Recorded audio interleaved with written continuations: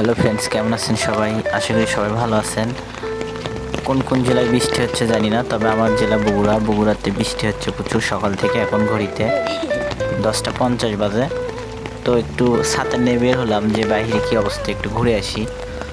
রাতভর বৃষ্টি হয়েছে, সেটা আপনারা আশেপাশে দেখলেই বুঝতে পারবেন। প্রচুর বৃষ্টি হয়েছে। এখানে যত ছোট ছোট যেগুলা হলো খাল আছে, সেগুলা তো সব পানিতে পূর্ণ হয়ে গেছে।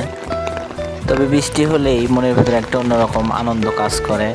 আশেপাশে মানুষ সবাই, যাদের কাজ নেই তারা হলো মাছ ধরা নিয়ে ব্যস্ত। তারা বিভিন্ন রকমের জাল দিয়ে মাছ ধরতেছে। আশেপাশে খেয়াল করলাম, ইচ্ছা হচ্ছে পানিতে নামার, কিন্তু আমার আবার পানিতে নামলে সর্দি জ্বর।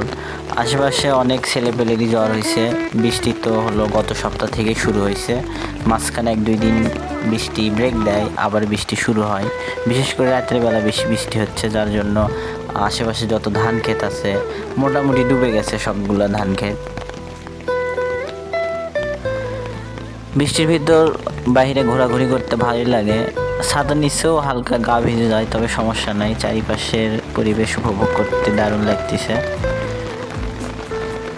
আমার ফ্রেন্ড লিস্টে যারা পরিচিত আছে তাদের উদ্দেশ্যে একটা কথা, তারা যদি এই জায়গাটা চিনতে পারে তাহলে বুঝবো যে তারা বগুড়া জেলার অনেক কিছুই চেনে।